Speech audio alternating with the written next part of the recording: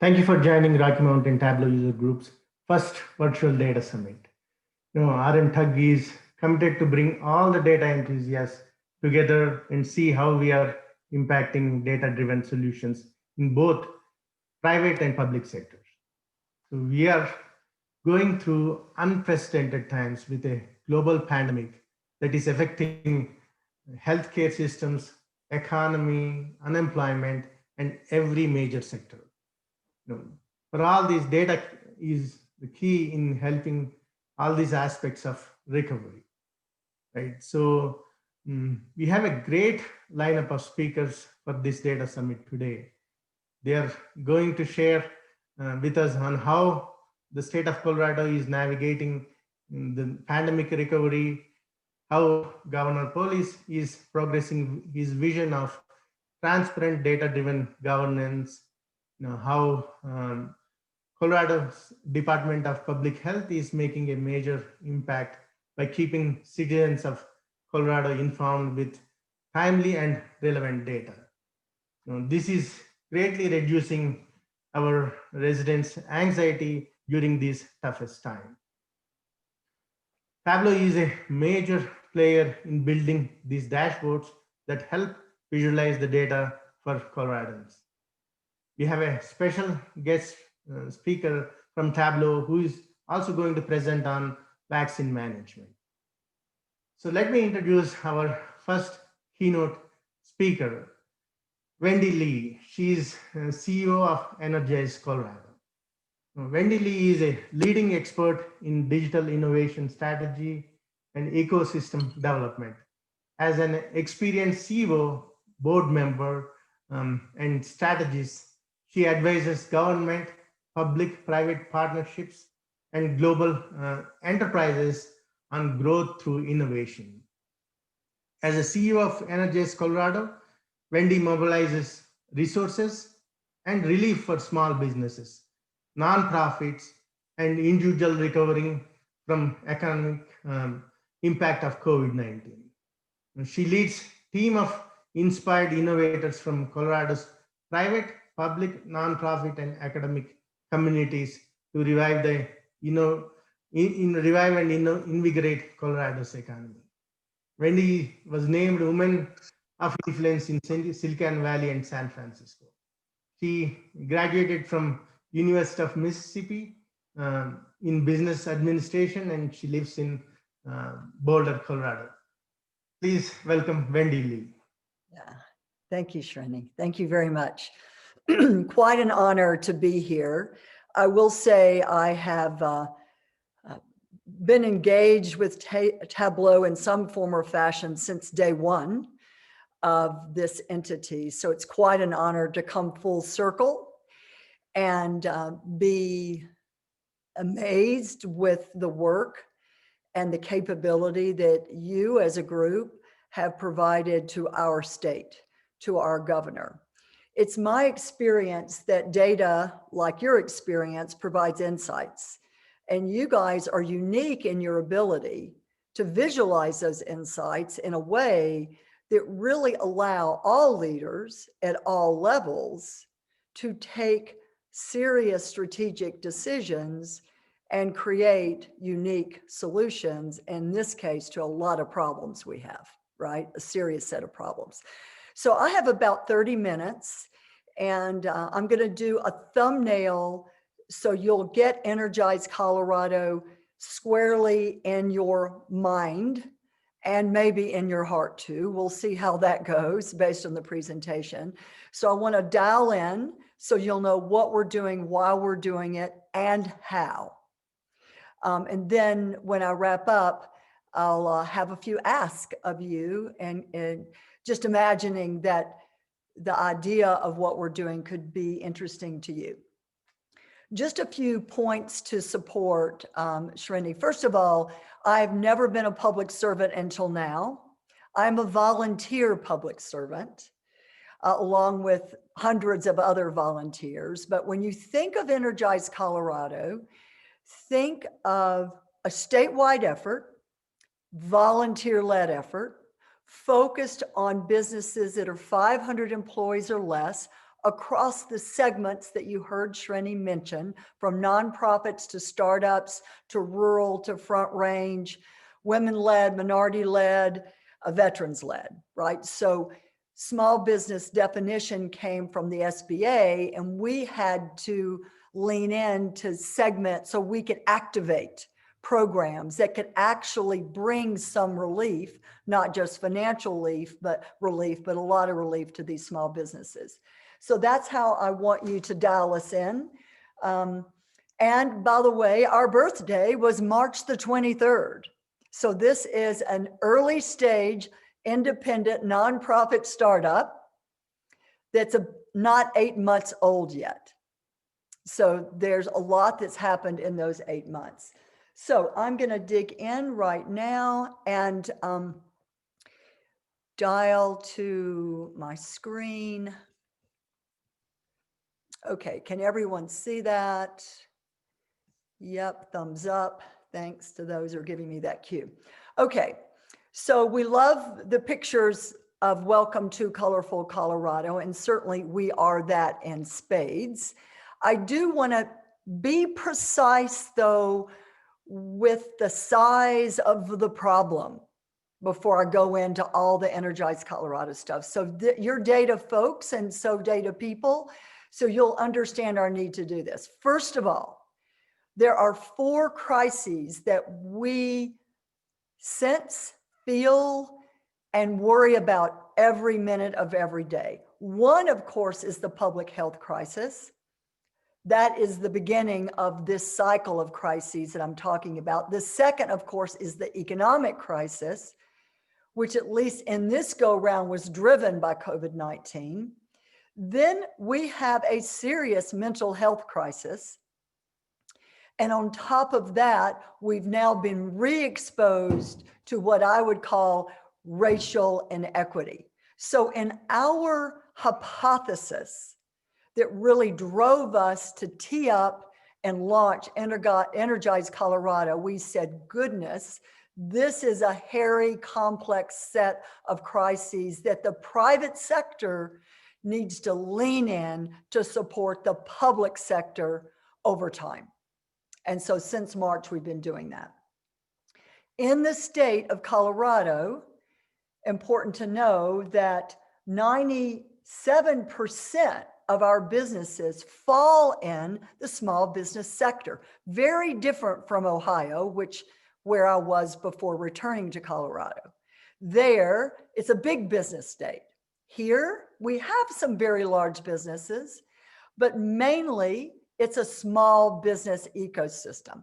Over 1 million citizens involved in the economy of small business, either through as a contractor or as a direct employee of a small business or a nonprofit.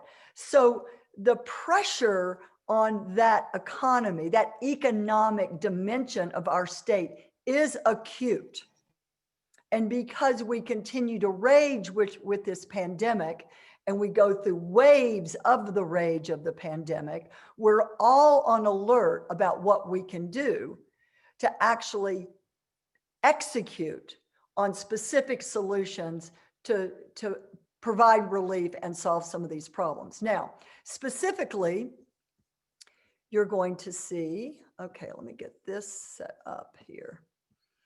You're going to see our mission. I mean, all nonprofits have purpose and mission, yes? And I really have a deep resonance with this purpose. I am a co-founder along with Brad Feld and 8 other leaders across the state, not all entrepreneurs. Some were nonprofit leaders and leaders at a state level.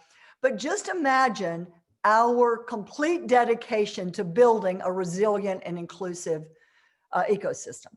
Resilient meaning we will bounce back. We have the courage to bounce back. We have the courage to rethink and reimagine and innovate.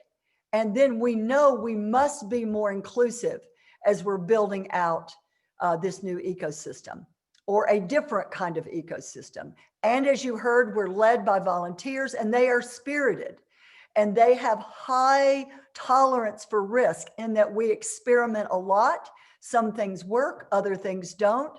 We are innovators in that way, and we're serving all of the economy across small business, across racial and economic divides. And that's a very important detail for you to soak up and understand. Now, we know that COVID-19, all of us certainly that are presenting today, more than I know the impact of the epidemic, right? Of this virus, of the pandemic. But we also know that there are going to be other crises, even beyond the 4 I've talked about. And we have to be prepared, not just to think in the short term, but to think about the long, medium, and long term, including structural changes. And those sometimes, of course, are the hardest to make happen. But we're not going to give up on that, either short term, medium, or long term. We see our play over 4 years. And with groups like yours, we will make this possible. And we will execute on our mission. Okay, now all of you are strategy people, even though you're deep data experts, you know the role that strategy plays in execution. Regardless of the aspiration, of the goals, at the end of the day, the journey of strategy has to be clear. So this is just a quick picture to show you that we have broken up our value journey into 3 very obvious phases. At least I hope they're obvious. You know, there's a lot of work that goes on underneath each of these stages, but the first stage had to be stabilization and recover and reopen, right? We had to stabilize, and we still are not completely stabilized, but we had a lot of programs that I'm going to go through very quickly, 4 foundational programs in this first phase, stabilization and recover. Really call it reopening. I'll come to those in a minute because we're seeing impact there. Even after 8 months, we're seeing impact. But we think about the future, as I mentioned, both programs that support the future, but also structural changes to support the future. So the second phase we're already into in our work, our internal work, we're building out products and services and innovate to grow. And this could be from childcare, because that's a big issue for the small business sector, or digital readiness, digital innovation, which is right in your wheelhouse as a user group. And so we have a portfolio of 6 or 7 initiatives and projects we're working on in this second phase, Innovate to Grow. Then we will ultimately get to collaborate and sustain, where the fabric of all the pieces of the small business ecosystem will be more interrelated. Okay, so moving on from there, want to mention a few data pieces because you guys will appreciate this. Some of this I've already mentioned, but the combination of the problems and the acuteness of the problem set in the small business sector, attached to and integrated with this amazing group of volunteers and the skill sets they bring and the passion they have, that just says we are meant to be able to execute on this proposition. I've already mentioned 97% of our businesses are small. I've already mentioned 1 million of our employees are wrapped in that small business economy. And you should also know that volunteers, skilled volunteers, can bring 3x value to the small business sector. And there are a lot of groups that already do this, like the SBDC. That's one of the most significant networks across our state and across the United States. So this already happens, and all we've done is amplified or supercharged all the other entities, including the small business development centers that are part of OEDIT across the state. But look at this, we have 1,200 individuals that raised their hand early. We have 570 that are actively involved in an initiative, a project or a segment or internal shared services. And that group of professionals bring 2 to 3 different skills or capabilities to their work. Pretty impressive.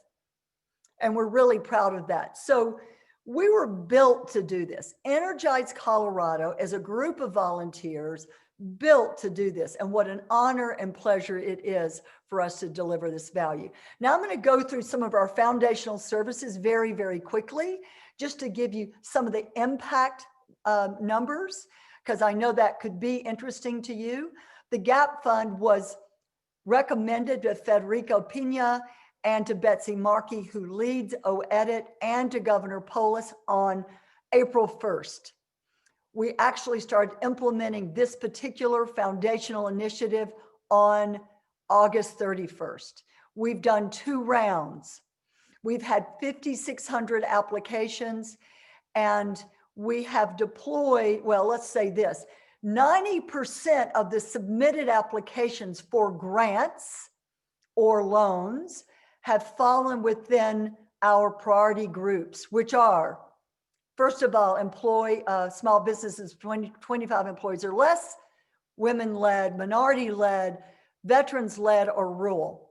We were really excited about the uptake in terms of the application flow from those priority groups. These are underrepresented businesses that did not have the banking relationships required to get PPP, or to even apply for PPP. So they were going to be left behind. We did not want that to be so. So we as a private sector group decided we wanted to raise money and come up with a system, a mechanism, a process to deploy capital to those businesses. Now, it's crazy that even though we only now have 31 million, that capital stack comes from CARES Act money, from OEDIT, from private foundations, from high net worth folks. We continue to raise that money. We are not done, but we've had a requirement, an ask of 230 million against that 31. The gap is still significant.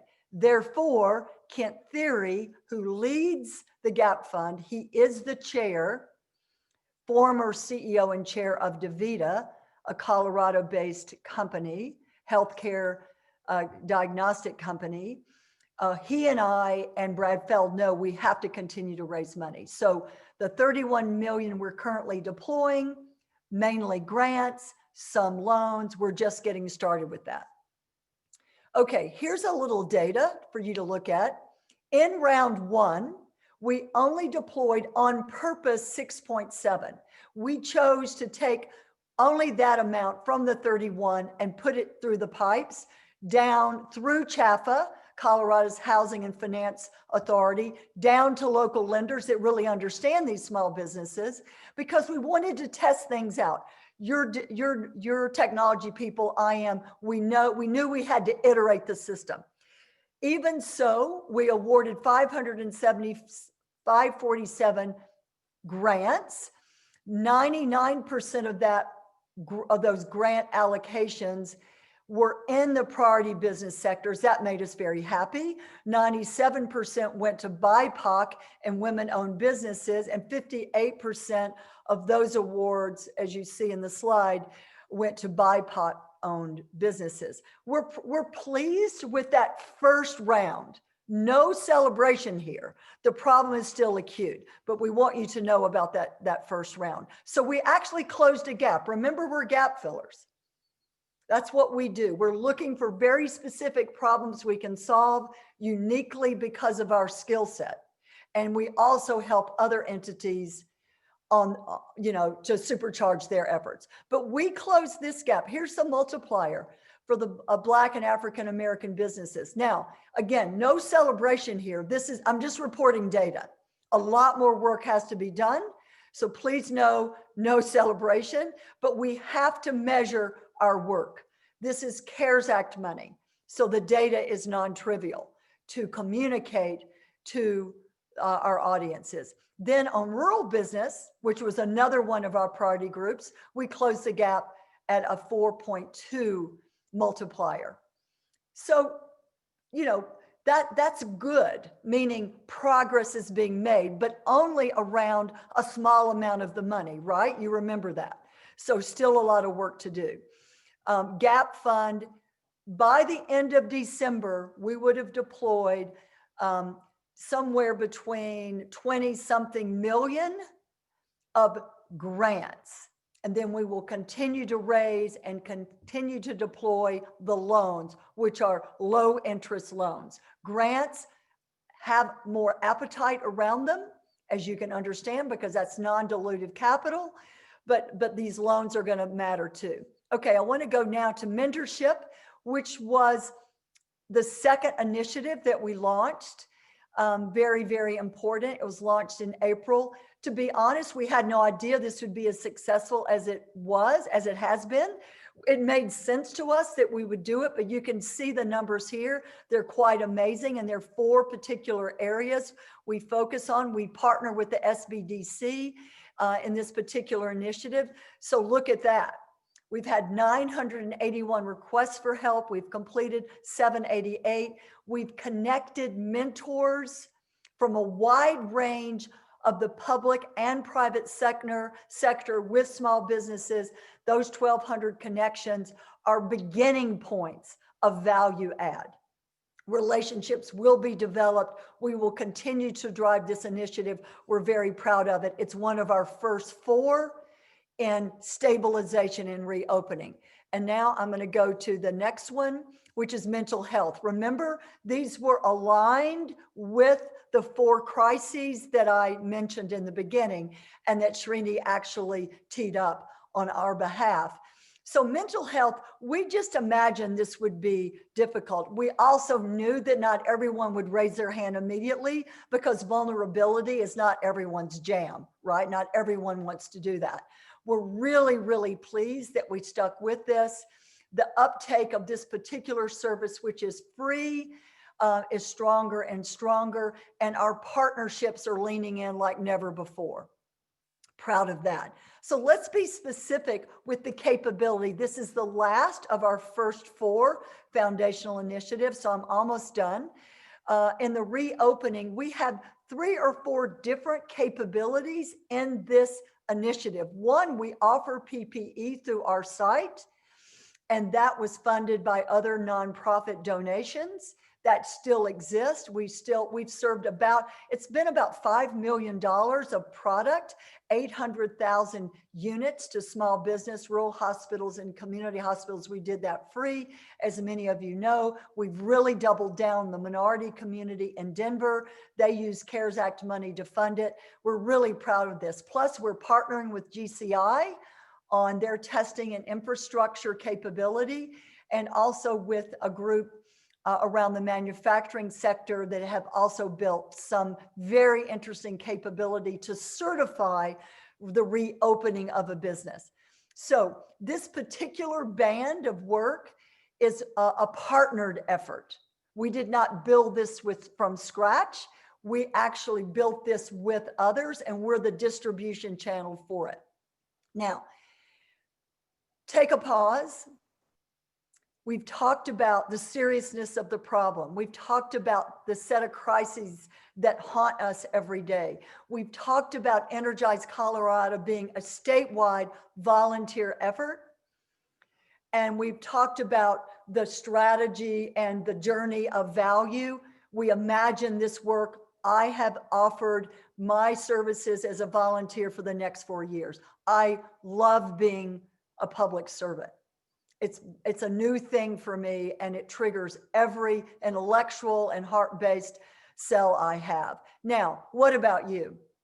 We actually need a lot of help on the data side. Srini has done amazing guidance and advisory work for us. We are just beginning to develop a database. We're just beginning to mine that database so we can get insights from it.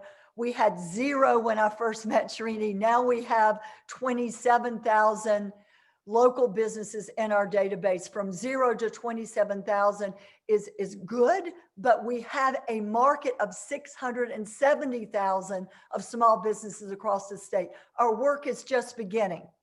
So if you're interested in supporting that work, and this, I can leave this presentation to be distributed as it makes sense to, you'll see some of the specific data needs we have. But those asks are real from me to you and from our group to you. You can go on our website and you can get into our website by offering your services, filling out a very easy profile. And if there's real interest, we would be honored to have you part of the team. Now, I like to be visible, and meaning I like people to have my Twitter account and my email address. Do not worry about approaching me. That is my job. Please reach out if you have a question, if what I presented today is not clear, if you have any ideas that you've not seen me talk about. I'm open to all ideas, because our job is Coloradans helping Coloradans. The spirit of our work is wrapped around that sense of generosity. The smarts of our work are wrapped around people like you who've leaned in, even though they have full-time jobs, they have full-time family responsibilities, they still make time, be it 5 hours or 10 hours, to help us with a specific project with the beginning and an end. And I would be really grateful if some of you might raise your hand too. With that, Srini, it's been an honor to be a part of the program, to meet this awesome user group. And thanks again for all the support you provided Energize Colorado. Thank you, Wendy. You have an you are an amazing leader, and this is an honor, to be part of Energize Colorado, and what we can do to bring back the economy, and especially small businesses got impacted big time. And we've been working with CDPHE, how unemployment skyrocketed in last several months. And part of this is we wanted to bring the visibility about Energize Colorado, and see there are a lot of data enthusiasts, right? And it's completely voluntary service, and we are hoping you get the service that you need most. And we are very thankful for what you and the entire Energize Colorado team is doing. Thank you very much. Everyone has been very generous with their time, with their talent, and in some cases with their treasure.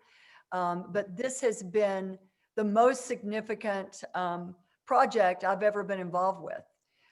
It is an amazing opportunity to bring very unique value to a state I have deep affection for. So in the spirit of public-private partnerships, this is a unique one. So I'm going to sign off and listen to Loren and Heather and the other speakers. Thank you all for your attention, and please reach out if you have any questions. There you go. Thank you, Wendy. All right. So that was great presentation. Our next speaker is from Governor's Office, Heather Velazquez, and she's Deputy Director of Operations and Cabinet Affairs in Colorado's Governor's Office, and she works very closely with Governor's Police Administration, and she's key member to implement data-driven governance by Governor Police, right? She implemented governance dashboard too. So last year, state of Colorado leads the nation in data-driven policies, and they are nationally recognized in National Governors Association meet last year. She works very closely with Chief Operating Officer and oversees statewide performance management. Previously, Heather worked in various roles at Colorado Department of Human Services, and Heather is alumni of University of Colorado Boulder, Leeds School of Business, and she is the main person behind Governor's dashboard, and it's making a huge difference in bringing the transparency with Governor Police Administration. Please help me welcome Heather Velazquez. Thank you, Srini. I really appreciate that introduction, and I'm so thrilled to be here with you all and join my fellow speakers and talk about this project that is so near and dear to my heart. So happy to be the product owner on this amazing project of Governor Polis's. For those of you who may have heard from Tony Gherardini last year, he was the previous Chief Operating Officer of the state of Colorado, and my previous boss, and he has since gone on to work at the Department of Human Services, so he's no longer with my office, but he introduced this project last year as we launched the Governor's Dashboard. And so I'm excited to talk with you a little bit about a refresher on what we did for launch, and then also show you what's new this year. And I'm also thrilled to be joined by my colleague, Elizabeth Spiegel. She is the data analyst for Governor Polis's office. And so she will be here with me to help answer questions and particularly dig into the technology and the details behind the Tableau work that we use in the Governor's Dashboard. So I think she'll be taking a look at the Q&A box as I go through, and then we'll both be happy to answer any questions at the end here. So I first just want to give you a little bit of framework about my office and what we do, and sort of some of the history of how we got to this point of launching the dashboard. So there's a piece of legislation in Colorado called the SMART Act. This is the state measurement for responsive, accountable, and transparent government. This was actually launched in 2009 and then refined in 2013. And it really requires the state to just do a few things to be responsible and more transparent to our citizens and to the legislature and to everyone that we serve. So requires really like three main buckets of work, which is to establish a statewide performance management system, to implement process improvement tools, and to train staff on that performance management system and process improvement tools that they can use to ensure that their work is as efficient and effective as possible on a day-to-day basis. The part of the SMART Act also requires that all state agencies report yearly performance plans. These plans look 3 years out and establish measurable metrics. And so this is something that really came forward and really was strengthened in the 2013 version of the SMART Act, requiring that these performance plans be published, and that also the agencies report twice a year on those plans, on the progress and actual metrics of their goals. And so what we've done since then is launch this dashboard that I will show you a little bit later, that shows more accountability, more transparency, and actually reports on those goals every single month. A little bit more on the history of sort of how things have transpired. You see the original investment in lean process improvement in the state of Colorado government in 2011, the SMART Act ratification in 2013. And the first performance management focused team was established in the governor's office. This is actually in the state planning and budget office. In 2016, the state of Colorado actually had its first chief operating officer. This was Donna Lynn, our previous lieutenant governor under Governor Hickenlooper. And she led that same performance management office through her work. And then in 2019, Governor Polis, when he took office, appointed the first chief operating officer of the state. And that role belongs to Ben Henderson these days, and he leads up my team within the office. A little bit more about the structure of kind of our philosophy of performance management under Governor Polis. We have the cabinet staff structure really all focused around common goals. And so we really want to establish that the state of Colorado is all working together towards common goals. We use a framework of Governor Polis's bold 4 priorities. And so these are environment and renewables, education and workforce, healthcare, and tax reform and economic development. We try to structure everything we do leading towards those bold 4 goals as much as possible. We have a universal performance management system, as I mentioned, is established in the SMART Act. And we use the framework of the 4 disciplines of execution. If you're familiar with that framework, it's really just setting the measurable goals and then having a cadence of accountability on those goals. Our specific cadence of accountability, every single metric that you'll see on the dashboard is actually reviewed in some existing venue that we have. So whether this be monthly status meetings with our cabinet members, directly with the governor and his chief of staff, and Ben Henderson, our chief operating officer, as well as we have these cross-collaborative working groups that our team facilitates. We have 4 working groups around the bold 4, and then we also have working groups around criminal justice, cannabis policy, and an IT steering committee. Those groups are all established to ensure that our agencies are working together, that they are leveraging shared resources, and again, that we're all sharing our goals and our focus. And they each have their own goals, and those are also provided on our dashboard. So a little perspective on kind of what the goals mean and how we want to ensure that they're structured.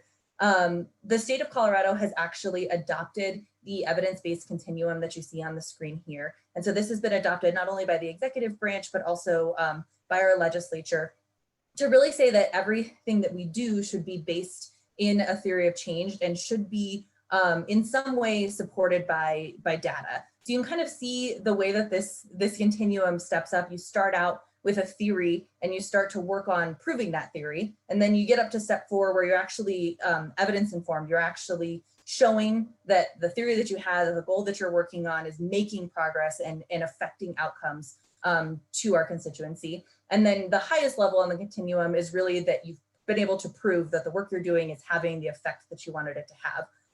That sort of gold standard level 5 is not always possible, especially in governmental work, because it's really based on randomized control trials is how you strongly prove. And that's of course not always possible in the work that we do. A fun example that we like to use is like, we were talking about driver's licenses affecting vehicle crash data. We know that, you know, we think that educating folks on you know, driving rules and structure and, you know, providing robust training around that, and actually the tests and the issuing of a driver's license should have an effect on the safety of our roads. But you of course can't do a randomized trial and only give some people driver's license and some not. And so it's an example of where that doesn't always work, but it's something that we always strive for, and important to point out that that it is a basis of the work that we do.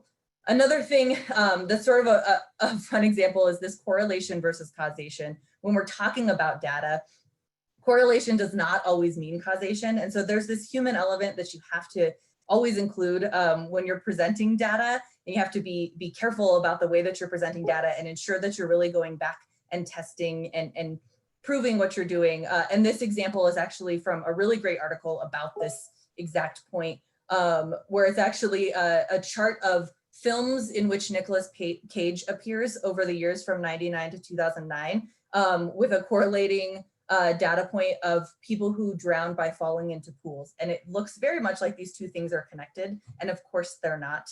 And so I put this on here just to point out that one of the pillars of our office and of the work that we do throughout the state is just that we want to ensure that we're not just thinking that the data is correlated and that it's actually a cause, but we're proving it whenever we can and doing checks to ensure that the work we're doing really means something.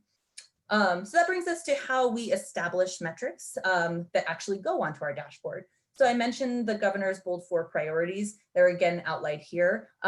We always ask what our agencies, when they're setting their wildly important goals, is the term that we use throughout the state. We call them WIGs for short. So if you hear me say that acronym, that's what I'm referring to. So we say, you know, to the extent that they can, do your WIGs, your wildly important goals, align with the bold 4 priorities? Do they have clear and concise language, avoiding jargon and acronyms so they're very accessible and consumable to a broad audience? Do they solve clear problems? Do they focus on outcomes for our end customers? And we also say, and you'll see this a little when I actually switch to the dashboard, that annual metrics are okay. Your wildly important goal can maybe only be an annually measured metric, but that we want to have at least one monthly leading indicator that is correlated with each of those annual measures. So we can really show a whole picture and progress towards that goal as we go along. And then something that we also like to point out is, you know, what data do you already have? What's already in your hands? Because if what you're working on is really important to you, chances are you're already measuring it. You already have some data source to go along.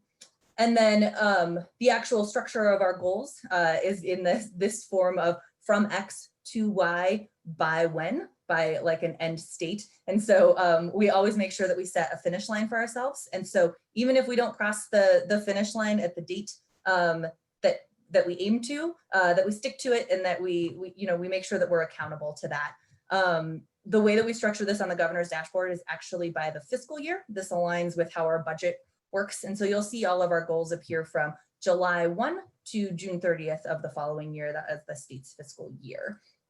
And then the last thing really important that we like to emphasize is embrace the red, embrace when you fail. Data should never be used as a punishment, and we should never want to hide what we're doing. You know, launching the dashboard the first year with a new administration, new heads of all of our state agencies was a bit scary, setting these lofty goals. And we wanted to make sure that no one's shying away from setting really bold goals because they're afraid of not meeting those goals. And so our actual goals met by the end of the fiscal year was around 67%. And so we say we got a solid D+ last year, and we're okay with that. We're okay with saying we didn't meet them all. We actually ended up somewhere around 75% a couple months after the end of the fiscal year. We met some of the goals afterward, but it's just important to embrace our challenges and to show what we've been doing.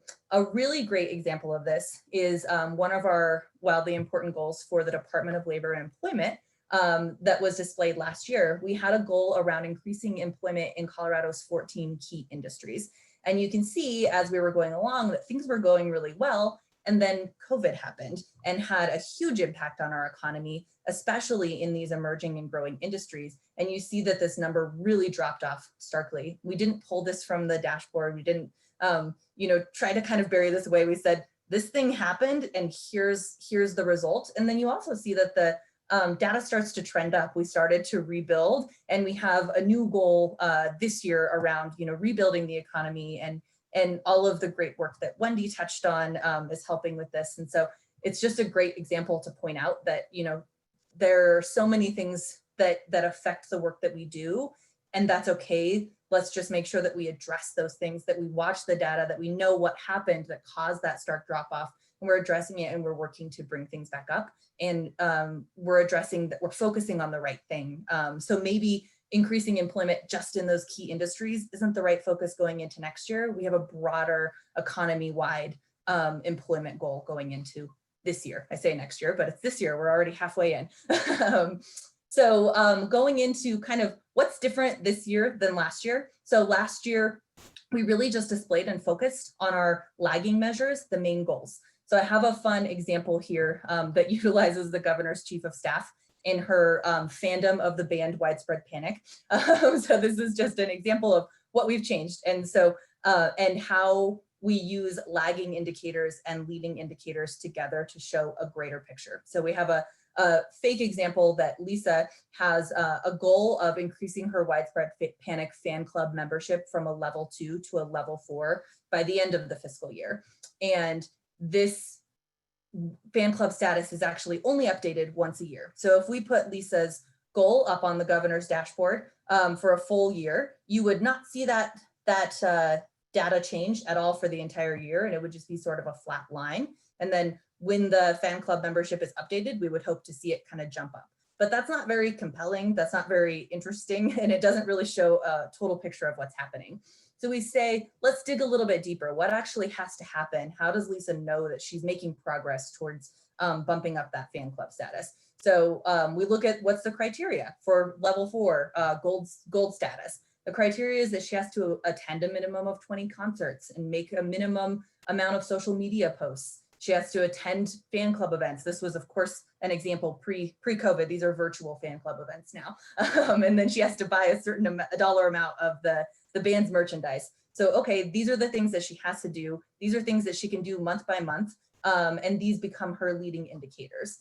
So how that looks on the dashboard, last year, if we had Lisa's goal showing up on the dashboard, as I described, you see this sort of flat line. And then in June, when the fan club membership is updated, it takes a jump. This year, we're actually showing the leading indicators as well. So you're seeing every single month, she's making progress towards those virtual concerts and towards those virtual fan club events. She's making progress towards that merchandise dollars spent.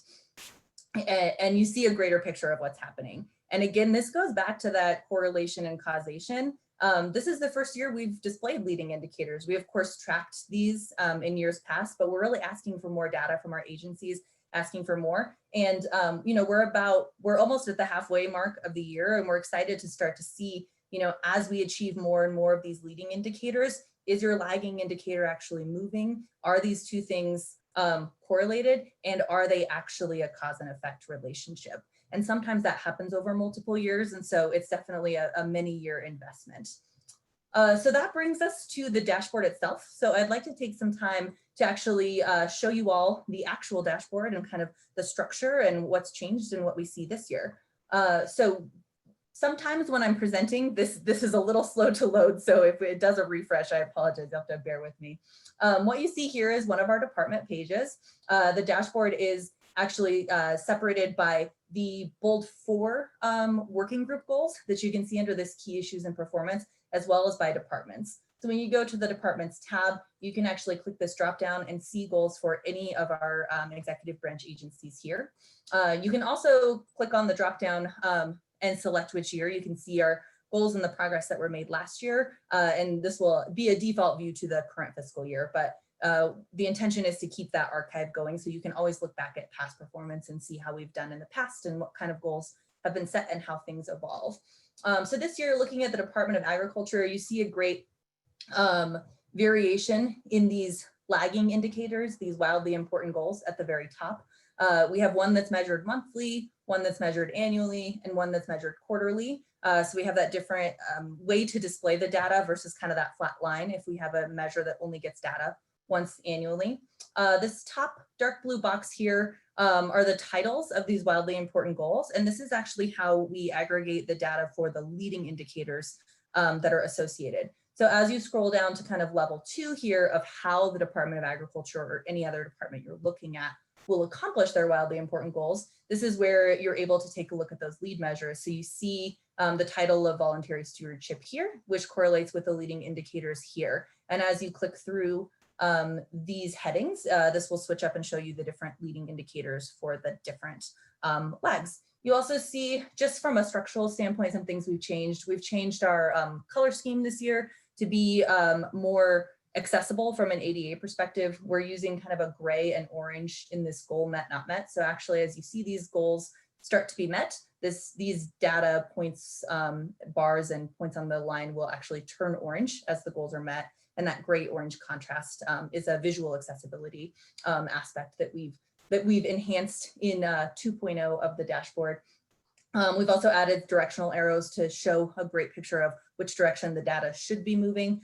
So sometimes if you see a data point trending down, that's not always a bad thing. That's sometimes where we want it to trend. And so we just added these indicators. So at first glance, it's really easy to tell which way the data should be moving.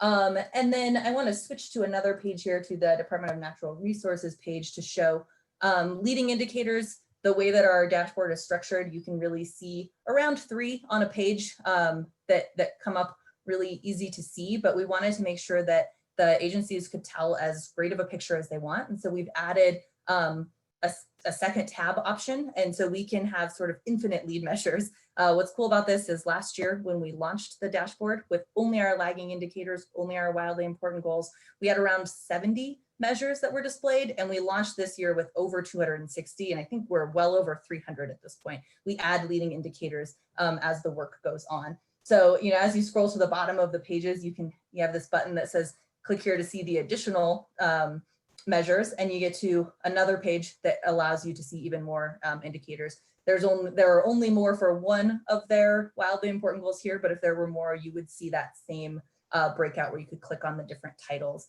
and kind of take a look. The last thing I want to show you is under our wildly important goals for our bold 4 working groups, we actually have a way to aggregate the data down one step further. So you see, as example here on our education and workforce working group, our top 4 here are our wildly important goals. You scroll down one layer and you see the correlating leading indicators. You can actually see that color change example on one of the measures here. And then you scroll down a little bit further and you can actually aggregate these goals by the concept area of the bold 4. So you can see on these pages of the individual agencies, which agencies have their own goals that are associated with education and workforce, or with health, or with any of the bold 4. So you can kind of click through these and see you know, what goals are on those agency pages that correlate with these important concepts for our work, to make sure that you can see the full picture of the work and how it really drills down from one step to another. I think that is the bulk of what I wanted to show as far as the dashboard goes. So I want to just do a check to see if there are any questions or anything, Elizabeth, that you might want to add.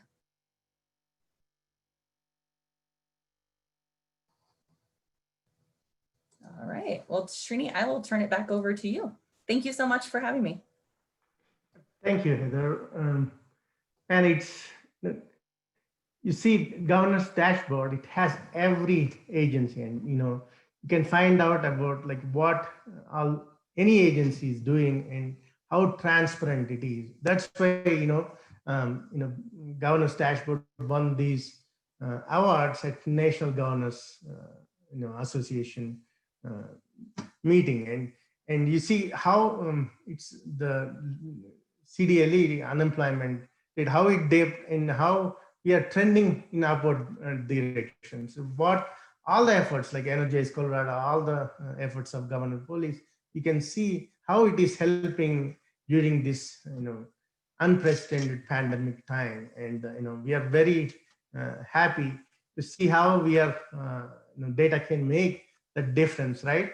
So, and thank you very much, Heather, and you are the brain behind this whole governance dashboard. Man, it's like if you want to see how last year governance dashboard 1.0 was there, it's still you can see it on the website, and now 2.0, and hopefully there will be a 3.0 and 4.0 in future and make it more. Srini, and I saw one question pop up asking how the data is updated regularly from so many different sources, how often it happens. And that's such a great question, and it's something that has been iterative and that I think we improve upon. And Elizabeth actually is a great person to answer this question, because she's been doing a lot of work here. If you wouldn't mind if I turn it over to you there, Elizabeth, really quick before we switch over. Sure. I was just going to mark that it was going to be answered live by you, but either is fine. So right now we are working with AppSheet to get an intake tool that's connected to our Cloud SQL database. And that is what Tableau is connecting directly to. And so each agency, when it is set up, will log on and then enter their data monthly. So we just have one like data steward from every agency who will go in monthly and report their data for their agency. Yeah, thanks, Elizabeth. So she's been working on updating that in the format. She said AppSheet is what we're using in the future. We previously used AppMaker, which was part of the Google suite. That is actually being kind of decommissioned by Google. So that's why we're switching over. So as Elizabeth explained, we do have a data steward, a single person that is accountable for the data from every agency each month. And this goes through an iterative approval process. And so, if it's an agency level data point, it is reviewed at a status meeting with the agency executive director or commissioner along in their monthly status meeting with the governor and our chief of staff and our chief operating officer. And then it's reviewed once again by our team before it actually goes live. So there's a little bit of a lag between when the data is collected and when it goes live, just so we can go through that process of making sure that everything's correct, everything's been reviewed and approved, and that we're presenting the most, the best data possible. Looks like that was the only one. Thanks, Srini. Sorry. Great. Yeah, that's right. And data is the key, and collecting all the data and organizing it is key for the success of the dashboard. Awesome. Great. Thank you very much, Heather and Elizabeth. And it's an amazing journey. So let's just move to the next speakers. With Colorado Department of Public Health, they are a major player in keeping Coloradans informed about all the pandemic data. And two gentlemen who are part of this huge team, and right from the get-go, and that is making all the anxiety levels go down, and like, hey, how many cases are going up, how many are how hospitals are impacted, and all that data. You can see how the whole comprehensive data in a easily presentable way. It's all everything that you have seen so far. It's all Tableau, and the first gentleman is Loren Speer. He's a performance management and data visualization specialist. He's like a Tableau whiz, and he has been with CDPHE for a long time, and he's the Tableau ninja behind building all these dashboards, and he's one of the pillar for CDPHE dashboard that gets updated every day, right? And the other gentleman is Tavio Piroccchi, if I'm saying it right, and he's statistical analyst, Colorado Immunization branch, and Tavio is data analyst with Colorado Department of Public Health. For the last 4 years, he has been creating visualization around immunizations data, and he runs the largest annual immunization data collection for over 1 million school-aged children, and has designed data displays for this project. And most recently, he has been with COVID-19 dashboards, and like first line responders, CDPHE has been working, everybody in CDPHE working, make the data more relevant, and so that we can serve state of Colorado. And this is an amazing job they have been doing. Please help me welcome Loren and Tavio. Thank you, Srini. I appreciate that. Very flattering. Yeah, so thank you, everyone.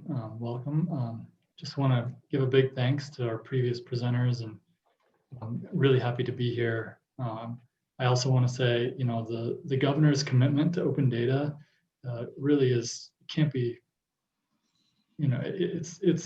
he's just so understated when it comes to, if you look at the rest of the states. I mean, Colorado is one of the few states that provides such open access to our data, and really holding us accountable, and then just really informing the citizens of everything, not just COVID, but all of his priorities. So thank you, Heather, for your commitment to that. And I've always loved working on the governor's dashboard. Incidentally, I'm also one of the data stewards that she mentioned, so I definitely know that process as well. So I'm going to go ahead and share my screen here.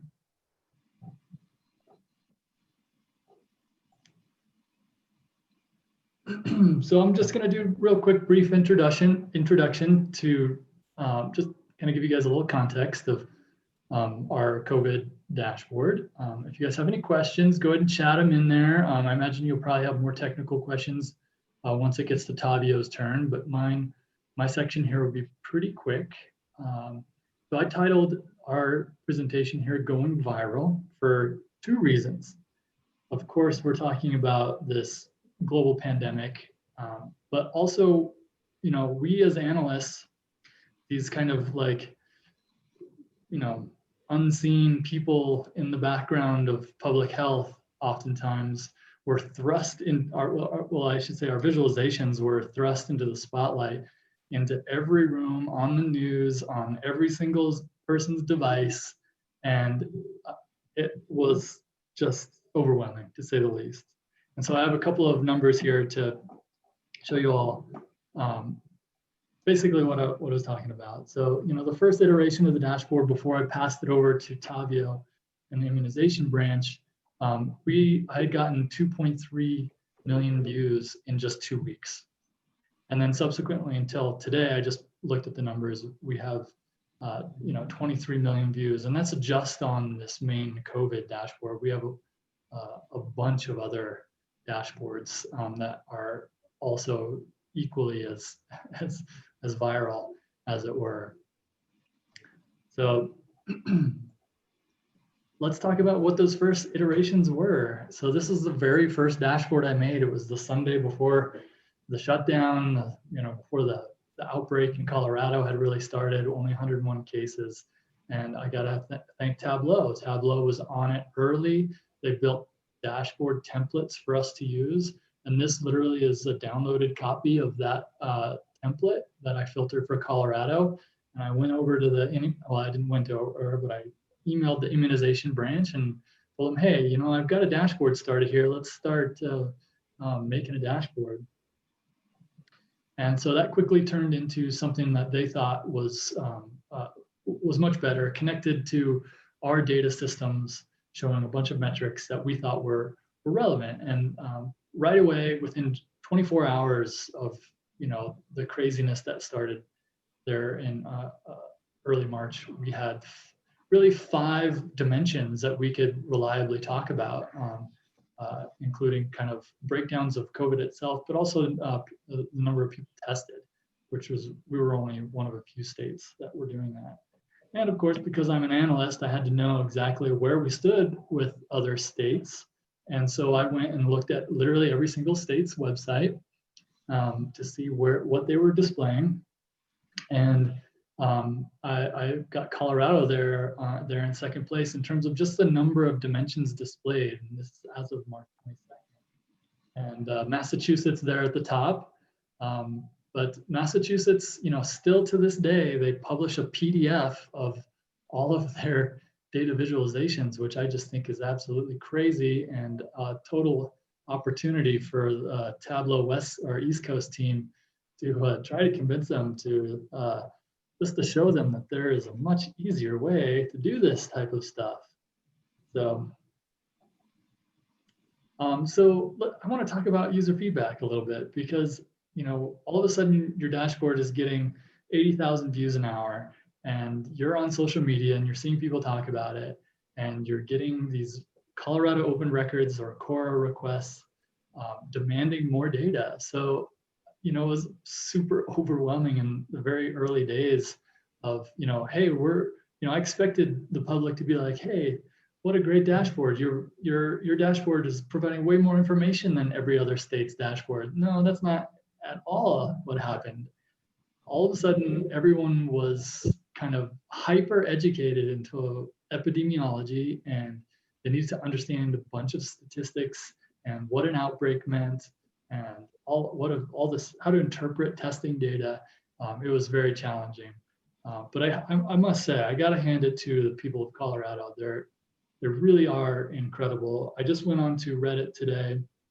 The last post here on coronavirus Colorado, which is a subreddit on Reddit, if you're not familiar, is one of our, we got a bar on bar here, which I'm sure Tavio created, talking about, outbreaks in education and childcare settings.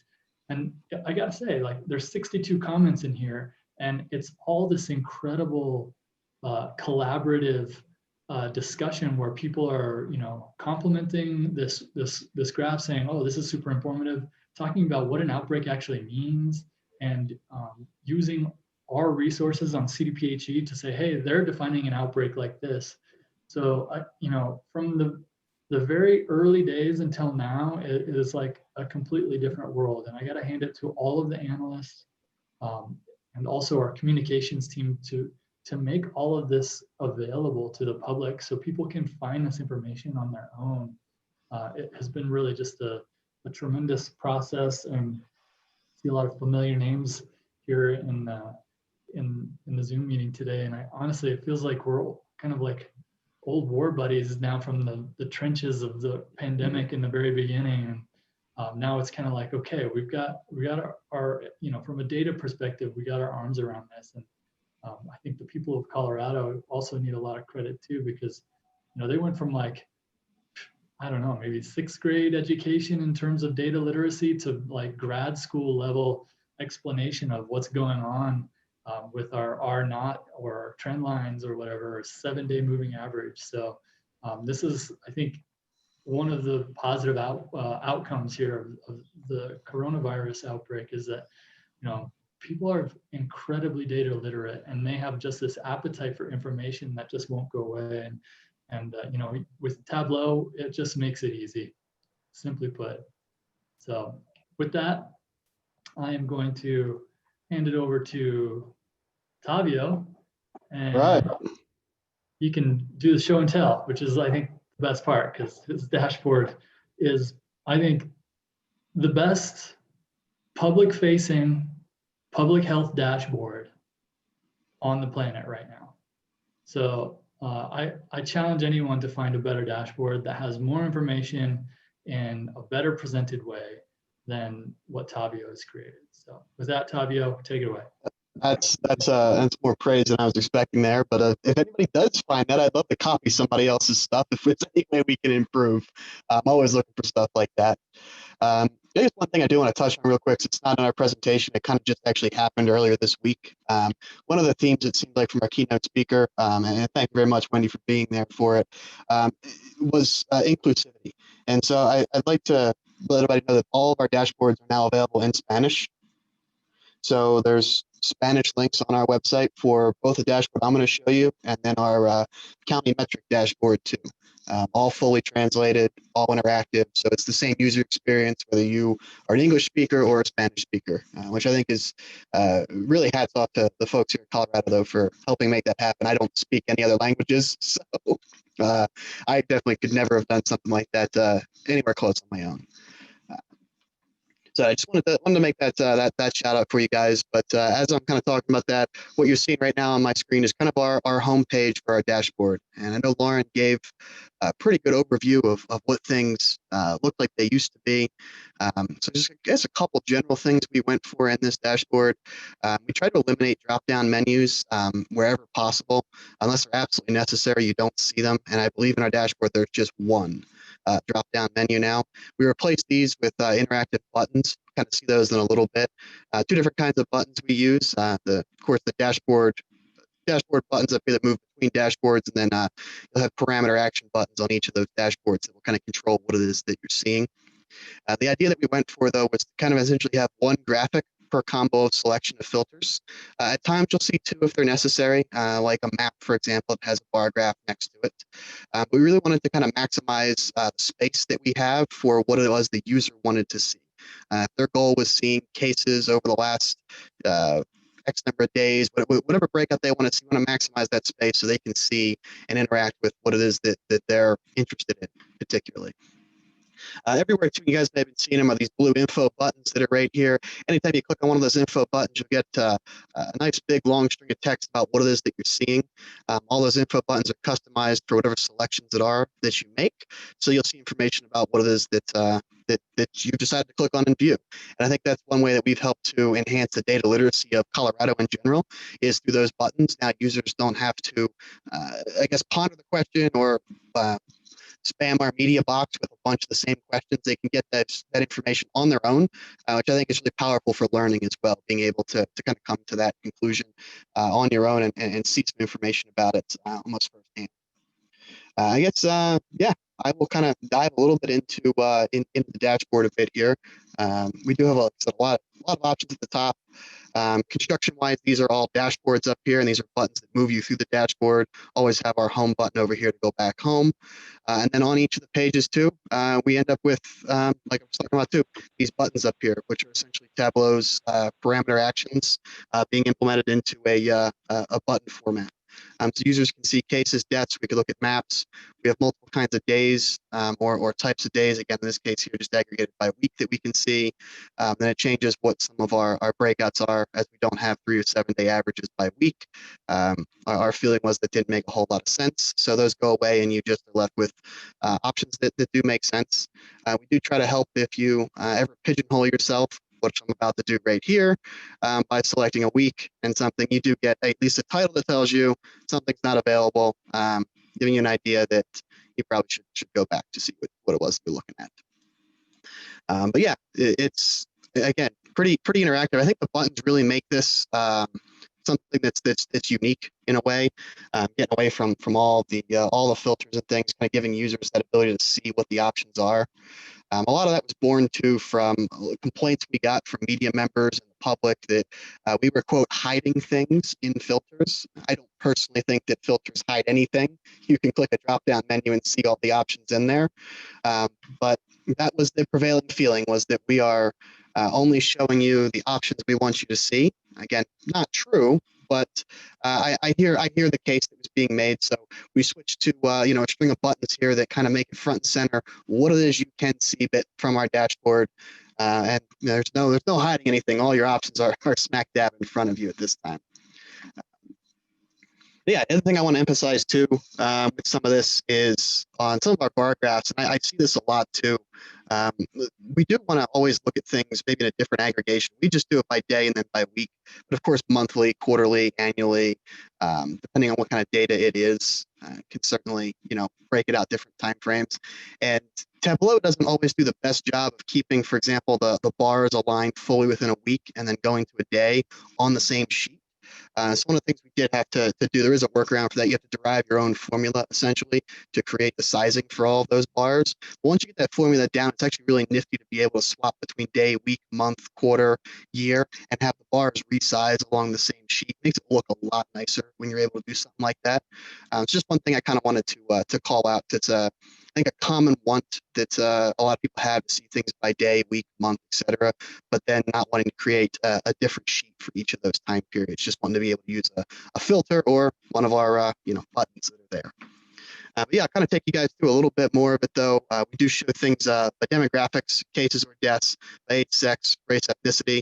And then of course we have weekly percent of cases by age. You can start to see in the hover over, of course, the percentage of cases for that week that fell into certain age groups. And we can see the takeoff here that's been happening.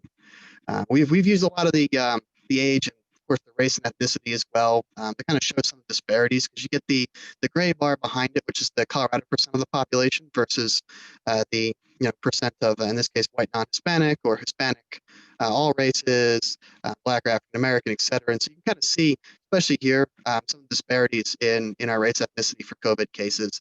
I think you could do the same for deaths as well. It really kind of gives people, I think, that transparency to be able to see how things are affecting us in general. For testing, I know Loren mentioned that too. We're one of the first states to kind of show and count some of the testing, and we've improved a little bit since that first display of testing. We show tests by day, by week. We also show map of testing. We have two different kinds of tests: a PCR test or an antibody test, and then different ways to view our positivity. We can also, of course, align the bars based on cumulative test or by daily test. And then again, we can swap how the positivity is viewed, just trying to give the user as much availability to see things how is most meaningful to them, or to make the story that it is they're looking for. But again, it's that same idea, one graph per set of buttons, except for our maps, where we do want to show the bar graph out to the right, just because I know that there's always that debate in at least visual best practices if it should be on a map or should be on a bar graph, and everybody really hones in on a different one for them. So we try to give people both when possible, so that you can see it both geographically and then as well on our bars.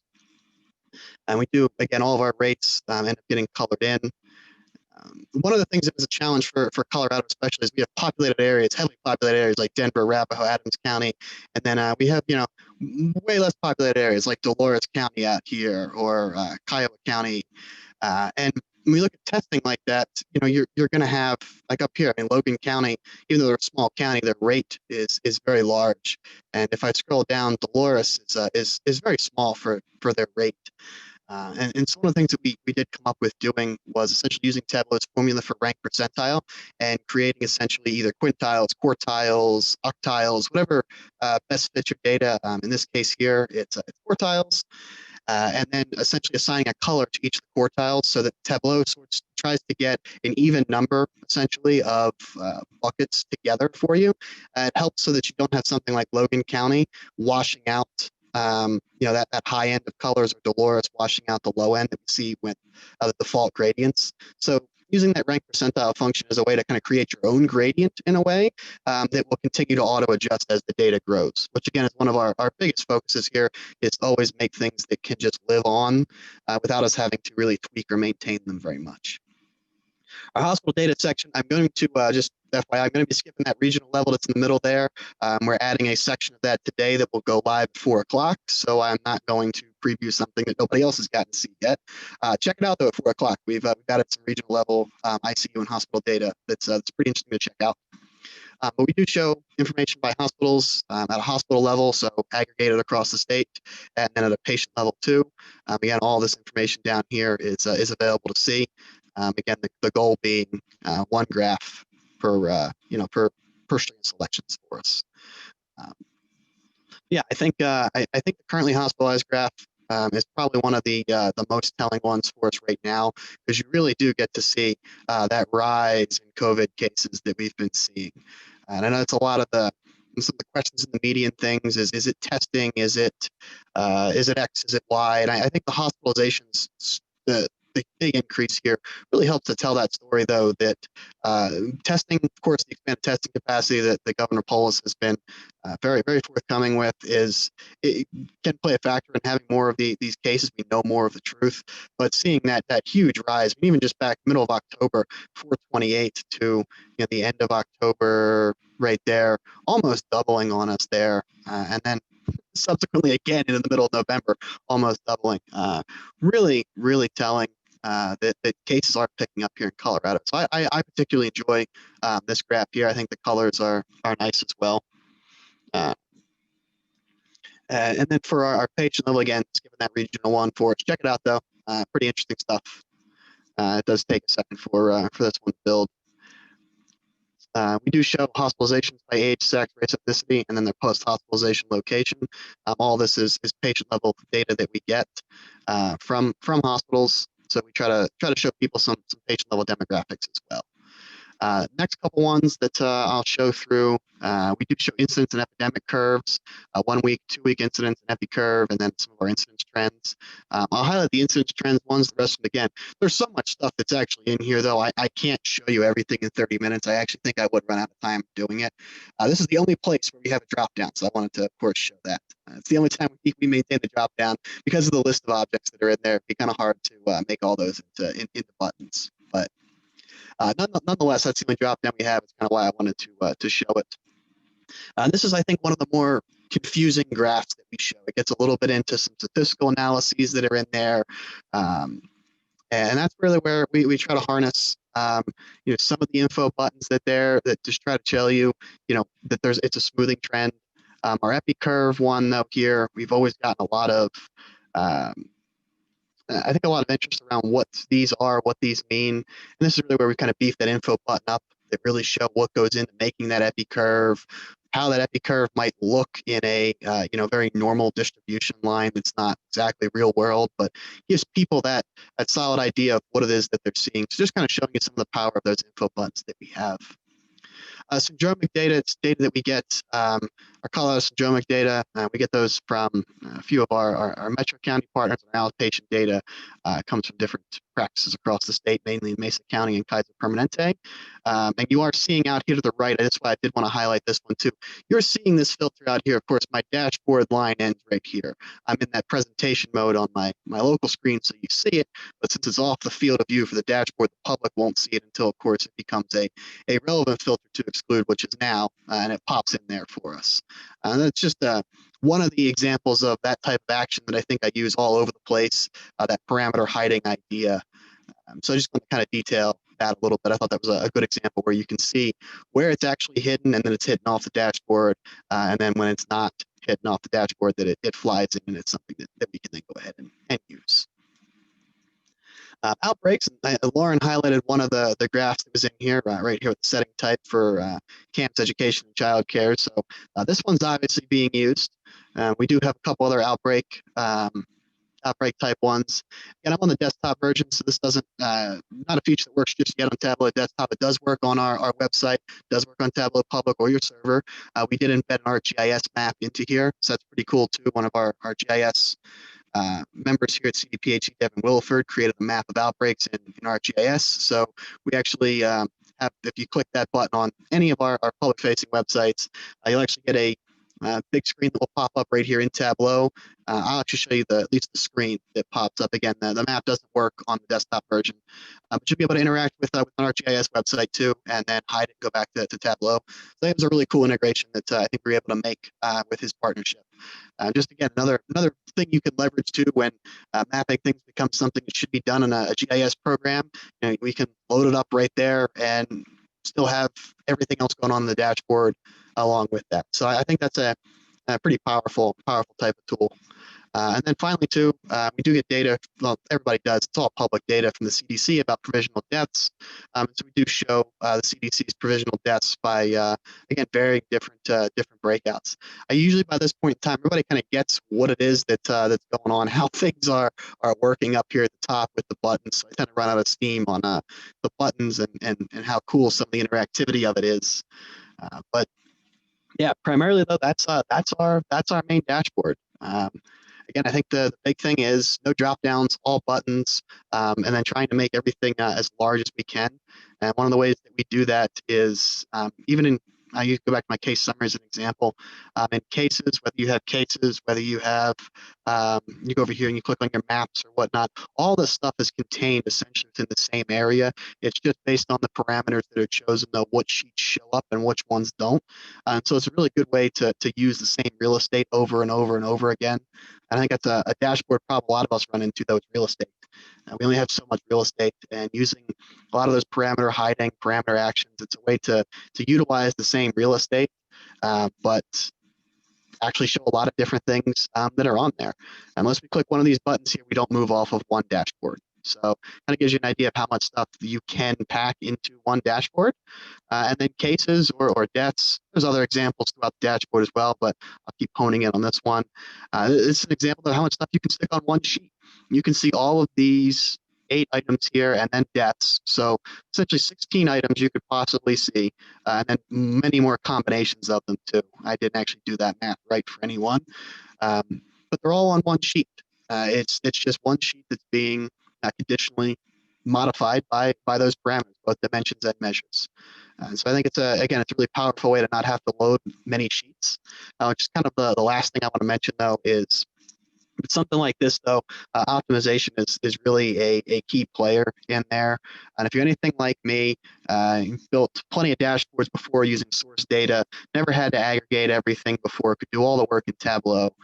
So I will say everything you saw right here today, everything you do see on a dashboard was originally made using just source data, all formulas in Tableau. So everything that you saw, everything that you will see can all strictly be made using just Tableau. I think that is a testament to the power of Tableau and the power of the formulas you can write in Tableau if you spend enough time learning some of the new ones or whatnot. But then it will also run quite slow when you have this much information packed into one giant viz. So we did switch everything to being pre-aggregated before it comes into Tableau, pre-aggregated into SQL database, and then essentially read into the SQL database. So we're just essentially just assigning what the filter value should be based on each of these parameters, as opposed to having to do all the calculations in Tableau. And that really was the biggest optimization step. If you look through Tableau's optimization, you can run an optimization on your dashboard. You can click through different things. Tableau will tell you how long it took to do each calculation, load each thing, render each thing. For anybody who's ever taken a class, works in, or knows anything about optimization theory, one of the first things you learn is a Lagrange multiplier. And if you go through Tableau's optimization, you will love Lagrange multipliers, which I feel like everybody hates when you first learn them. Tableau's optimization stuff is crazy. The amount of detail you can get into of what is running is very advanced. Understanding it takes a while to understand what it is that it's telling you. But once you do wrap your head around what the computer is telling you is taking a while, you really can start to make things a lot more optimal and in very small ways. So the last thing I'll leave you with too is for the optimization thing, the easiest thing I learned was true false. Tableau does true false a lot better than it does any sort of string calculation. So a lot of times, we'll have something like show or hide. If this, then show, else hide. And replace show and hide with true and false. Tableau actually speeds it up.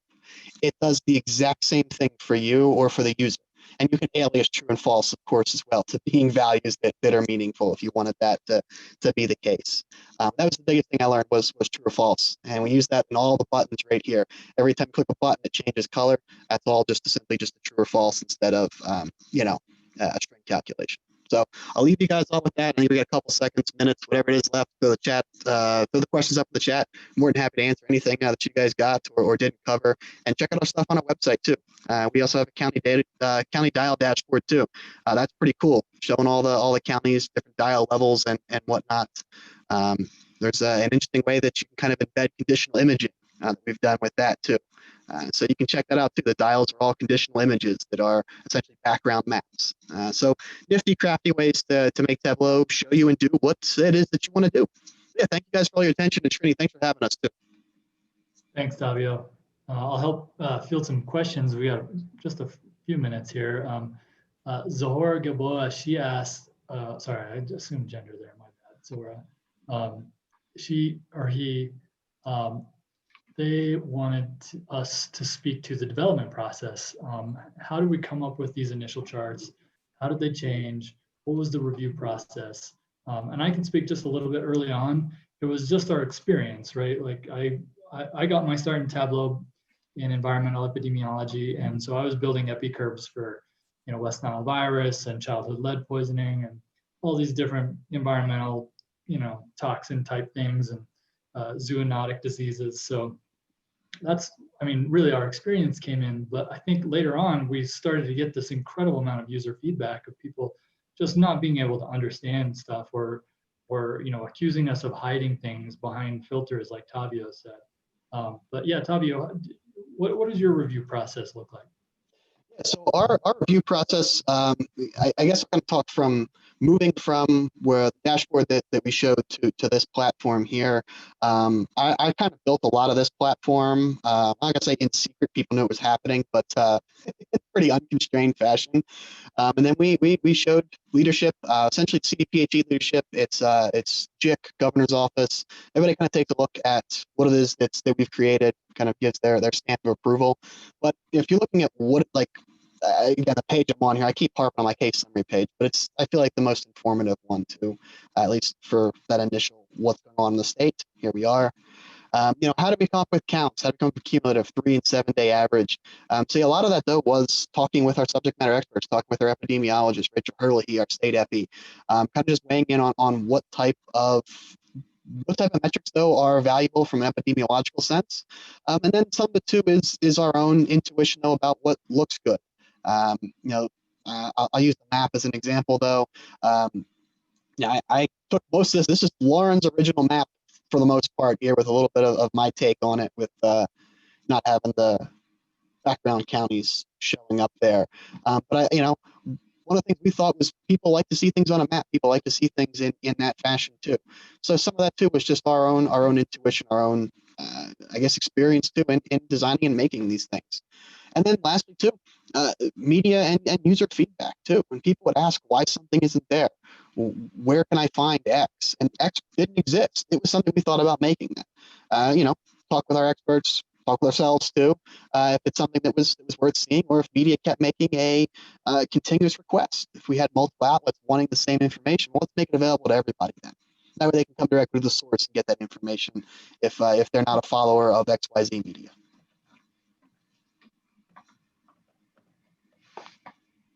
Thank you, Tavio. Just responding to a couple in the chat here. It Oh, looks like we're at time here. Let me see. Oh yeah, there was one more from Zohar about how often, or no, sorry, that wasn't one. Oh yeah, do we get data directly from the hospitals, testing centers, or do you get it from the county offices? And so, go ahead. Oh, okay, I was going to say for testing data, comes in through a system designed for that called EMR. So we get a lot of our, I'm sorry, ELR, all the acronyms. Electronic laboratory reporting. So we get all of our data from the laboratories directly through that system, as long as they are set up to report through that system. And then I believe the other was hospitalization data. We get that through 2 different sources. Both of them come directly from the hospitals. The first one is EM Resource. And that one is that's used nationally. A lot of other states will use that same exact software. That's where you'll get a lot of that hospitalization. I think my screen's still being shared. No, it's not. That hospitalization section we talked about, we at a hospital level. That's where we get all that data from. Our patient level comes from a system. Pardon me, I'm going to use the acronym. I cannot remember what it is. It's called COPS, and that's set up to send patient level data from. I believe at this point in time we're getting close to most hospitals here, but right now we're standing stand right about 70% of facilities that we know of that are reporting patient-level data, accounting for about 95% of patients that were hospitalized. So we get it from multiple different sources, but all of them are coming from essentially the source data. We're not getting it from the county offices. Cool. Thank you, Tavio. And I'll type my email here in the chat for folks who have more questions. I see a couple that are kind of technical, and just reach out to Tavio or and we can chat more about that. Or if I don't know the answer, which is often, I'll find the person who does. So, all right. Thank you. Thanks, guys. Cool. And Tavio and Loren, you're doing an amazing job. You know, it's just incredible how it evolved. Loren, remember when we went live first day or so, the demand was so high, and it pretty much crashed the network. Then we had to switch to Tableau Public and all. So it's whatever we are doing using Tableau. It's so easy to understand, and where the trend lines are going and how it is changing from initial to now. Again, picking up. It's just like it's super helpful for everybody. Hey, thank you very much for. I know you guys have put those long hours, and I think it's it's all worth it, man.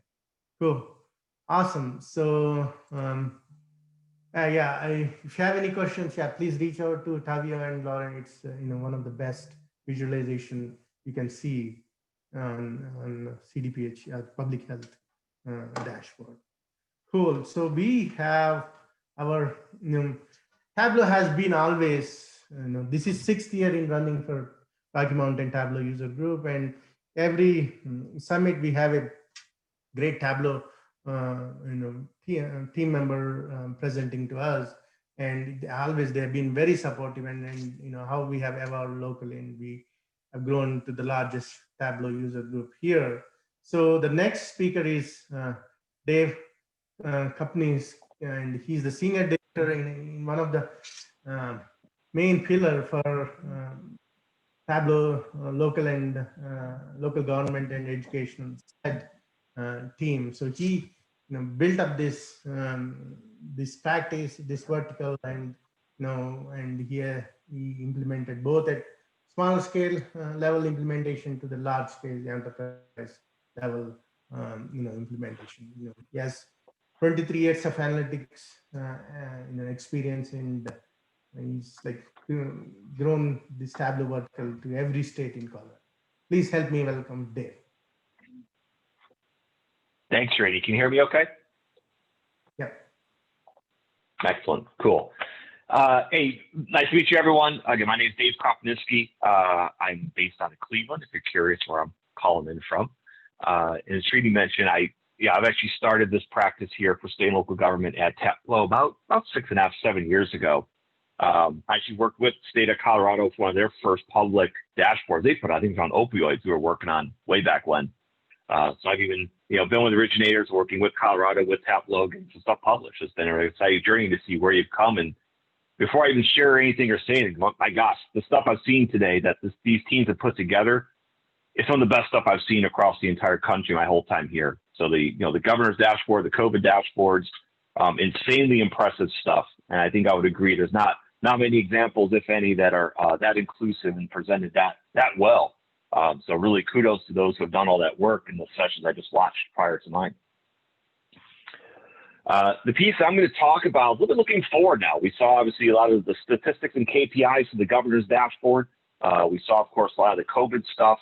One of the things that my team's been working on, and this is as a combination of both our own personal ideas and thoughts, as well as working with some epidemiologists and specialists, both with Tableau and with Salesforce, as well as at various departments of health across the country, is some ideas of how vaccine management may work. And so you might have seen the topic, once I got a package being delivered, the topic of my presentation is vaccine management are the possible.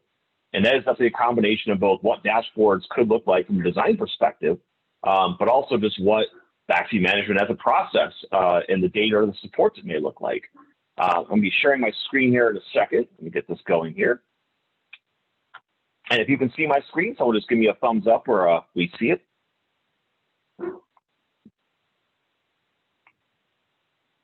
I'm hoping everyone sees it. Any luck, Srini? Yep, we can see. Okay, great. Cool. So we've done is put together a site that collects a number of ideas of what we believe vaccine management may look like. A few disclaimers on it. As I mentioned before, some of the ideas came from the Tableau guys. So, you know, we're not exactly, you know, trained epidemiologists and stuff. We may have stayed at Holiday Inn Express at some point in our lives, but that's about it. A lot of the ideas do come from more specialists, and you'll probably be able to tell which are those legit ideas and which are kind of our stuff.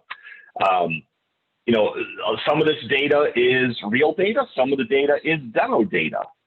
And I think I'm not going to tell you all which is which to avoid any excessive either concerns or excessive euphoria, right? So we'll kind of pretend that most of this is basically, again, are the possible ideas and theory on what some of the stuff around vaccine management will look like. So what we've done is kind of thought about the vaccine management process. So once a COVID-19 vaccine is available, and of course, it's still a bit of figuring out as far as what organizations, in this case, government, are going to be involved. But generally speaking, what could that process look like? And what are the analytics and the major steps going to be involved? I'll read through this whole site and just kind of jump down to this workflow. And the thing that we're identifying is probably a very highly interrelated or intercorrelated processes that are going to take place. There needs to be an aspect of supply management to get the vaccine made available. There has to be sites that are managed to actually house and distribute the vaccine. Individuals need to be prioritized and then register, or I should say register, then prioritized in receiving the vaccine. Those people who are kind of, their turn comes up to get the vaccine, they have to schedule and get the vaccine administrated. There needs to be some aspect of communication and outreach to the public. And then, of course, some continuing adverse effects surveillance, because again, these are new vaccines that are being developed, and so I want to kind of make sure there's good testing going on. And so my team has kind of done is sort of gone through and just kind of given some various looks and feels of what Tableau content could look like within each one of these. I'll probably skip a couple to go through here, to be honest, just in the sake of time, but I'll kind of stop at a few. And one of the first things we did and put together was, and maybe I'll give you away a little bit, this is some real data. So this is from the World Health Organization that took basically some statistics around what would it take to achieve herd immunity in this part. So what's the scope of what we're talking about here? We talk about making this vaccine available and getting to the point where the vaccine is distributed enough and successful enough that we can start to think of COVID-19 hopefully as in a rearview mirror. That's the best way to kind of put it here. And we created a dashboard that looks at across the country how many people need to be vaccinated to do that. And the number we have here is 198 million people need to be vaccinated to the point where the proper percentage of the population is vaccinated, and thus they're considered herd immunity. If you look at a state, particularly for like Colorado, which I assume you'd all be interested in seeing here. Oh, there you go. I think there you go. We'll slow to the end of the network. You know, we have about, right now you have about 73,000 cases of the data that we loaded. There's about 5.7 million people as a population in 2019. And just based on some numbers, we need to vaccinate about 3.6 million people to get to that important ratio of how many people receive the vaccine that we can consider as herd immunity. So there's 365 days in a year.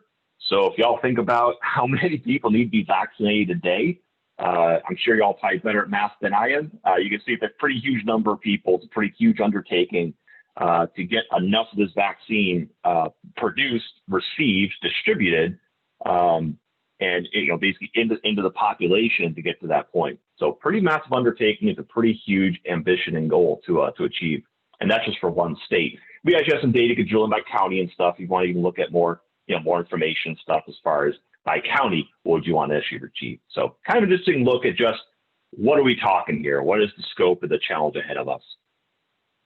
So as far as ideas on how to do that, one of the things we did was create a dashboard around tracking that progress. What is our performance around the vaccine distribution?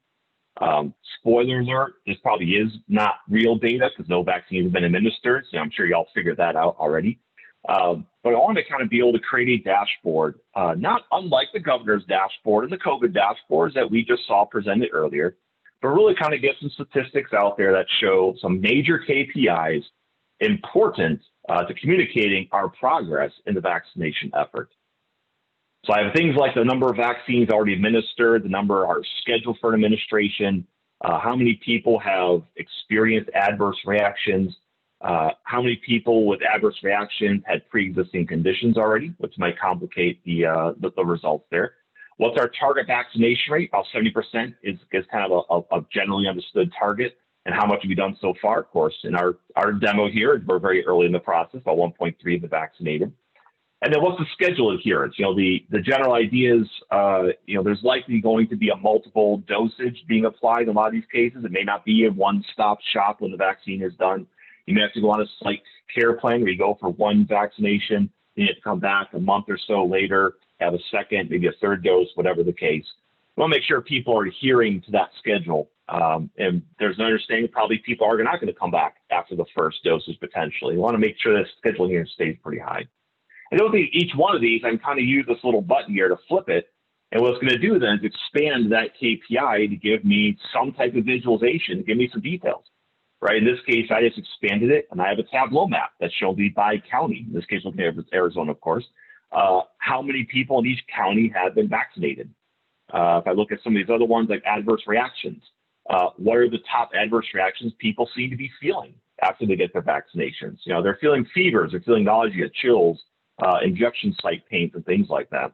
You know, a nice way where someone did come out here, either A, they can understand what could happen, what adverse effects they may experience.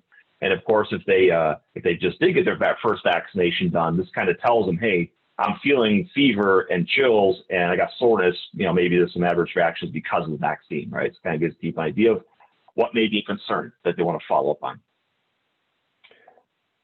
There you go. So that's one idea of how we could present the progress using, again, sort of these little switch boxes to kind of expand on the actual individual KPIs, but having those high-level set of KPIs and sort of my public-facing dashboard. Another piece is facility readiness. So the general idea on this one is that in order to maintain the vaccine, that there will be a certain set of metrics that must be met for facility to be ready to receive and store the vaccine and distribute the vaccine. So this is an example where we've collected some statistics around how many sites we have. In this case, there's about 330 sites across the state of Arizona. About 95 are ready, 235 are not ready yet. Want to improve that number, of course. You know, I kind of look at by location. I can click on, you know, the Costco here, or I can click on, you know, maybe a CVS or something, kind of see the area where that location is. It's a CVS, that's exciting. And then for each one of those, I can kind of look at a series of metrics. Now, we picked 4 of them, things like how many vaccination stations will there be? How many cubic feet of storage do they have to actually house some of the equipment required? How much for the actual specific shelf space for the vaccine within a refrigeration unit? And then how much, how low of a temperature does their equipment allow them to store the vaccine at? I think the general idea is it's going to be a pretty cold temperature required to store the COVID vaccine, what I've been personally hearing so far, just my own, you know, reading the news and following things. So there's going to be an expectation that a facility has to have a specific amount of refrigeration available to store it at a low enough temperature so there's no spoilage for the vaccine. So, you know, you see this first Mayo Clinic, they said, yep, they're ready because they have enough stations, enough space, enough shelf space within the refrigeration units, and then, of course, a low enough temperature they can store the vaccine at, in this case, 90 degrees or negative 90 degrees Celsius. Okay. You know, another piece of this we built was the ability to create a dashboard for individuals who are maybe doing their scheduling once they've been prioritized and said, yep, it's your turn, go schedule your facility, to kind of do their own analysis on where do I want to go to get my vaccine done. Yeah, I think in the general consensus I've been hearing is, you know, the required temperatures may be too low for just basic pharmacies and stuff not to be able to store it. They actually might need to even some specialized medical facilities They may have to create some pop-up locations or mobile stations, the right equipment potentially. And so as a person, I want to come out here and look at, all right, well, if I'm going to go get my vaccine, maybe I want to go to a CVS or a Costco or a Walmart or whatever the case, potentially, if they're allowed to, if they're able to do that. But generally speaking, I want to look at in my area, where can I find the facilities at? So if I'm up here in the Flagstaff, Arizona area, I'll kind of drill in. My internet's a little slow here, but it's working. And I'm in this location here, and I'm going to kind of just circle it and look at maybe a 5-mile radius. And I can see locations within a 5-mile radius that I can go get my vaccination done. Now, we came up with ideas for the metrics. It could be something else. I don't even know if we'll collect all this information or not, but it could be any set of KPIs. But I might look at this and say, all right, well, I'm closest to the Arizona State University Biodesign Institute clinic lab. However, on average, it's a pretty long wait. There's not a lot of stations as compared to others, but if I go maybe a couple miles down the road, well, I can go to the Fort Tuttle County Park, and there's a pop-up location there. And it's a lot less wait time. There's more stations, although it might take a little bit longer to get the vaccine done. But look at Fridays, right? Fridays looks like it's pretty slow. It actually doesn't take very long on Fridays. Maybe I will say, I'm going to go maybe a couple miles more down the road from what's closest to me, because I can get in and out of an appointment much quicker, and I know what days of the week are make more sense for me to do, right? Okay. Now, as I mentioned earlier, there's going to be an aspect of patient prioritization. There has been some stuff published already around what those priority groups are going to be. This is a dashboard we created to kind of track progress among who's been vaccinated amongst these different tiers. So there's going to be probably 4 tiers generally, tier 1, tier 2, tier 3, tier 4, right? And in this case, I have collected some data and I can kind of see where we're tracking. I would probably want to see tier 1 a little higher towards the target, since there are such high-risk individuals to see in a sec here. But I'm making some progress on tier 2 and 3. That's great. Tier 4, by the way, is just everybody else. So that's why you don't see it really listed here, but there's a tier 4, which is everyone else. And then at this point, I look at, within tier 1, it's going to be people like the vaccine administrators, nursing home workers, EMS workers, hopefully, senior directors of solution engineering for Tableau. No, it won't be me. I'm just joking. A tier 2 will, of course, be more essential workers like grocery stores, teachers, public transportation workers. Tier 3 is going to be your high-risk individuals, people who are older than 65, high-risk children, pregnant women, things like that. And of course, again, tier 4 is everybody else. And within this, I can kind of track my progress.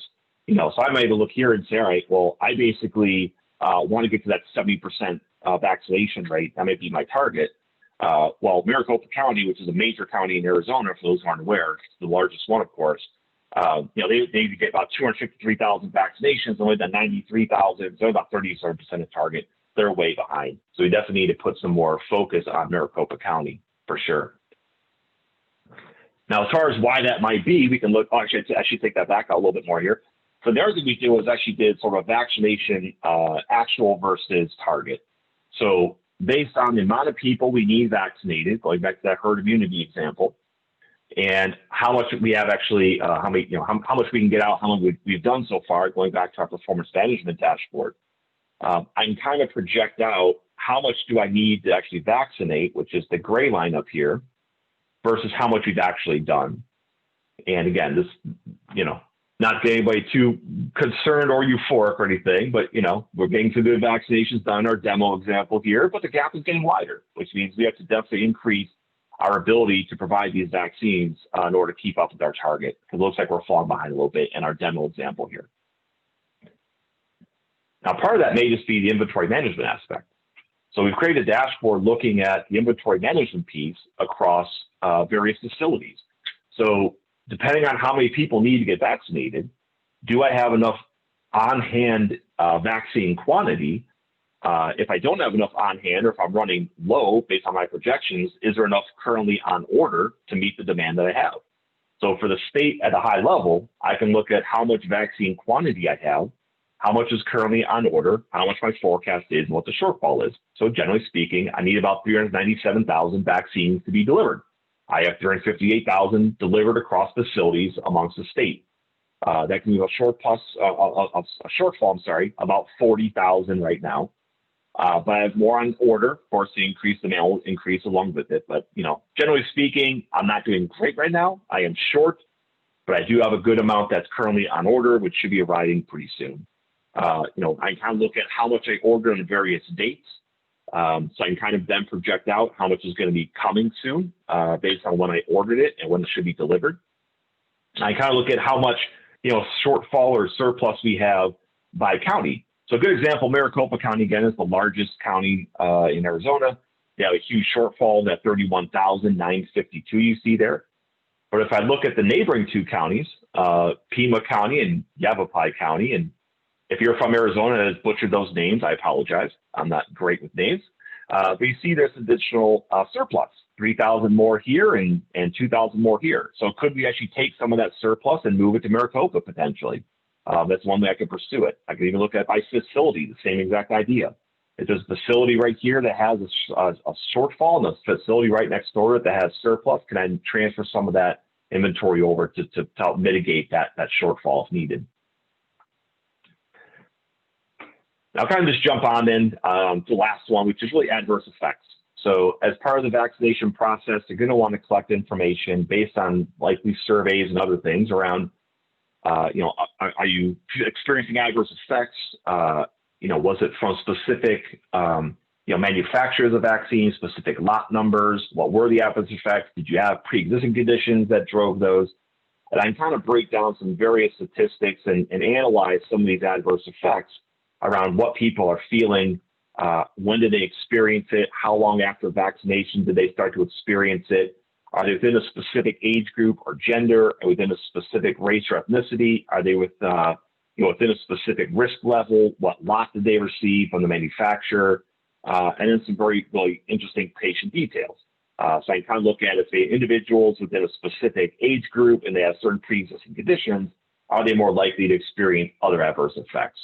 And the idea with this is we're just collecting this information, analyzing it to work with the manufacturers as well as work with our healthcare system in order and start to anticipate adverse effects and challenges people might be experiencing to increase the level of care, minimize those adverse effects, and also continue to improve the effectiveness of the actual vaccine itself as time goes on. So kind of a mix of different concepts. You can kind of see from the very beginning, we do consider them all to be within a specific interrelated workflow. I hope you saw as I kind of went through these, one did kind of feed in the other to some degree.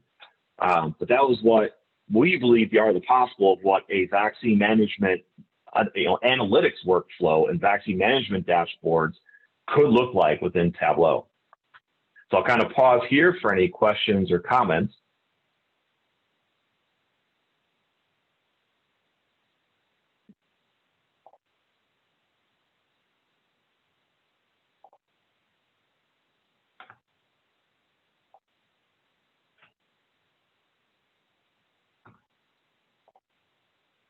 Either did extremely good or extremely poor.